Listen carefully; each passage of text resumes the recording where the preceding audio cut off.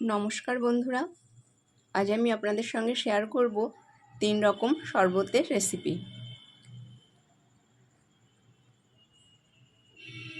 এই তীব্র গরমে স্বস্তি পেতে দুপুরে এই শরবত কিন্তু চাই। এখানে আছে পাকা বেলের শরবত, শশার শরবত আর তরমুজের শরবত। এবার দেখে নিন আমি এই শরবতটা কিভাবে বানাই। 3 রকম শরবত বানানোর জন্য এখানে আমি 3 রকম ফল নিয়ে নিয়েছি দুটো বড় সাইজের শশা, অর্ধেকটা পরিমাণ তরমুজ, আর এখানে নিয়েছি একটা পাকা বেল। বেলটা আমি ফাটিয়ে নিয়েছি। বেলটা পুরো গাছ পাকা, গাছ থেকেই পেড়ে নিয়ে আসা। এই বেলটা দিয়েও আমি রেসিপি বানাবো। প্রথমে আমি বানাবো শশার শরবত। এই জন্য আমি শশাগুলোকে এখানে এরকম টুকরো টুকরো করে কেটে নিয়েছি। এবার শশাগুলোকে আমি একটা বড় মিক্সিং জারের মধ্যে নিয়ে নিলাম। এবার এর মধ্যে দিচ্ছি একটু পুদিনা পাতা। এই পুদিনা পাতা স্বাস্থ্যের পক্ষে খুবই ভালো, বিশেষত পেটের পক্ষে। আর গরমে পুদিনা পাতা শরীরের টেম্পারেচারকেও মেনটেন করে। দিয়ে দিলাম কিছুটা পুদিনা পাতা। এবার এর মধ্যে দিয়ে দেব চিনি। এখানে আমি 3 টেবিল চামচ মতন চিনি দিয়ে দিচ্ছি। যেহেতু শশার মধ্যে কোনো মিষ্টতা নেই, সেই জন্য এর মধ্যে চিনি দিতে হবে। এবার এর মধ্যে দিয়ে দিচ্ছি প্রায় 1 গ্লাস মতন জল। ঠান্ডা জল কিংবা নর্মাল জল ব্যবহার করতে পারেন। এবার মিক্সিং জারের ঢাকনাটা বন্ধ করে দিয়ে এটাকে ভালো করে ব্লেন্ড করে নিয়েছি। দেখুন এটা ঠিক এরকমই হয়েছে। এবার এখানে নিয়েছি দুটো গ্লাস। এবার এই গ্লাসের মধ্যে আমি মিক্সিং জার থেকে শরবতটা ঢেলে দেব। তার আগে এর মধ্যে দিয়ে দিচ্ছি 1 পিস করে আইস কিউব। দিয়ে এর মধ্যে আমি এটা ঢেলে দিচ্ছি। তীব্র গরমে সবাই শসা খেতে পছন্দ করে। এইভাবে যদি শরবত করে খান সেটা আরও ভালো হয়। এবার এর মধ্যে দিয়ে দিচ্ছি পাতিলেবুর রস। দিয়ে দিলাম পাতিলেবুর রস। এবার এর মধ্যে দিয়ে দেব বিট নুন। দিয়ে দিলাম বিট নুনটা দিয়ে এবার ভালোভাবে মিশিয়ে নেব।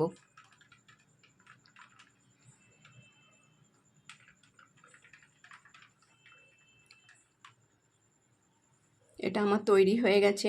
এবার আমি পরিবেশনের জন্য এখানে পাতিলেবুকে এরকম গোল করে কেটে নিয়েছি।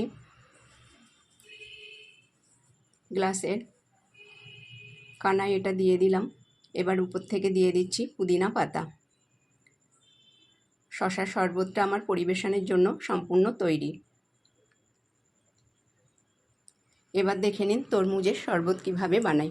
প্রথমে আমি তরমুজের বাইরের অর্থাৎ সবুজ আর সাদা অংশটা ভালোভাবে কেটে বাদ দিয়ে দিয়েছি। আর তরমুজগুলোকে পিস পিস করে নিয়ে দানাগুলো বেছে নিয়েছি। এবার আমি এই তরমুজের পিসগুলো আবারও মিক্সিং জারের মধ্যে নিয়ে নিচ্ছি।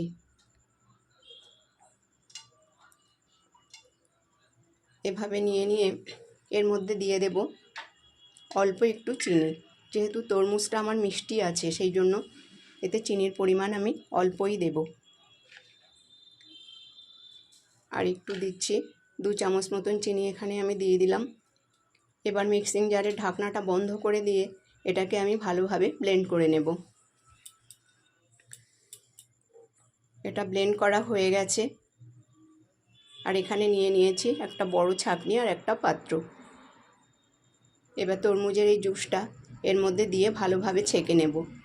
আমি যদিও দানা বেছে নিয়েছিলাম, তবু যদি দানা থেকে থাকে তাহলে এইভাবে ছেঁকে নিলে সব দানাগুলো বেরিয়ে আসবে। এইভাবে এটাকে আমি ছেঁকে নেব। আর একটু চেপে চেপে এটাকে করে নিলে তরমুজের যে শাঁস অংশ আছে সেটাও ছাঁকনি থেকে বেরিয়ে আসবে। দেখুন এটা আমার এরকম হয়েছে। এবার এগুলো আমি ফেলে দেব। এবার এখানে নিয়ে নিয়েছি আবারও 2টো গ্লাস। এবার আমি এই তরমুজের জুসটা বা শরবতটা এই গ্লাসের মধ্যে দিয়ে দেব। গরমে স্বস্তি পেতে এরকম ঠান্ডা ঠান্ডা শরবত খেতে সবাই নিশ্চয়ই ভালোবাসে। তরমুজটা একবার একটু কেটে দানাটা ভালোভাবে পরিষ্কার করে এরকম করে শরবত বানিয়ে খেলে অনেক সময় ধরে তাড়িয়ে তাড়িয়ে খাওয়া যাবে, শরীরটাও ঠান্ডা হবে। এবার এর মধ্যে দিয়ে দিচ্ছি খুব সামান্য পরিমাণ বিট নুন। এবার এটাকে আমি মিশিয়ে নেব।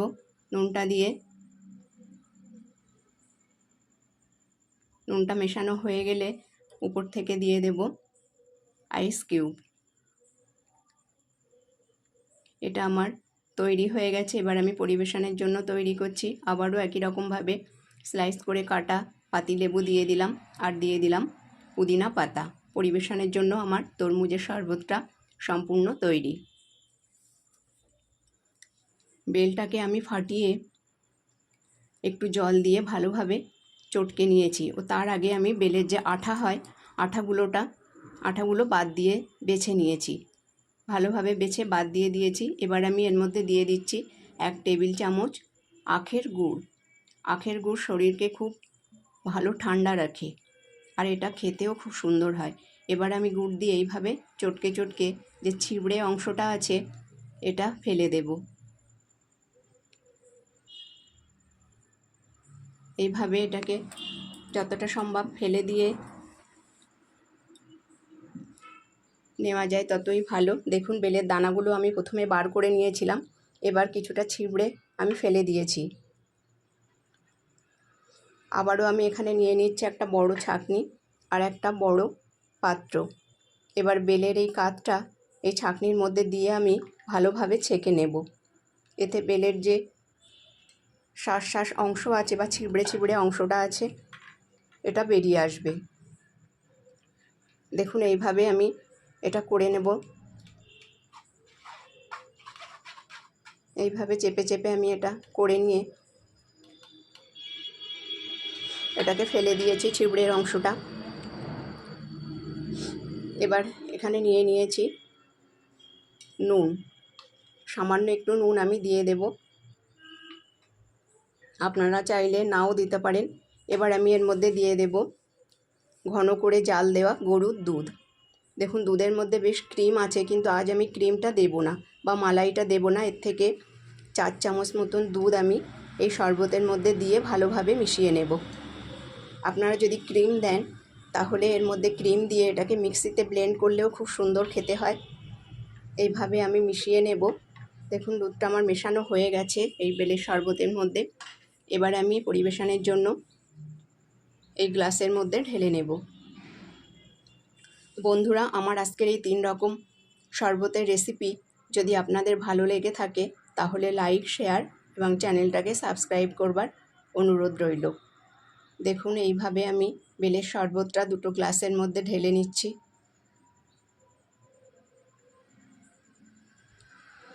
এবার উপর থেকে দিয়ে দিচ্ছি 1 পিস করে আইস কিউব। আপনারা চাইলে আরও বেশিও দিতে পারেন। এবার দিয়ে দেব উপর থেকে কুচানো কাজু। এই কাজুটা দিলেই তৈরি হয়ে যাবে আমার আজকে বেলের শরবত। এবার আমি পরিবেশনের জন্য একটু সাজিয়ে নেব। আবারও আমি স্লাইস করে কেটে নেওয়া লেবু দিয়ে দিলাম গ্লাসের কানায়। আপনারা চাইলে এর মধ্যে একটু পাতিলেবুর রসও দিতে পারেন, সেক্ষেত্রেও এটা খেতে সুন্দর হবে। ভিডিওটা দেখবার জন্য আপনাদেরকে অসংখ্য ধন্যবাদ।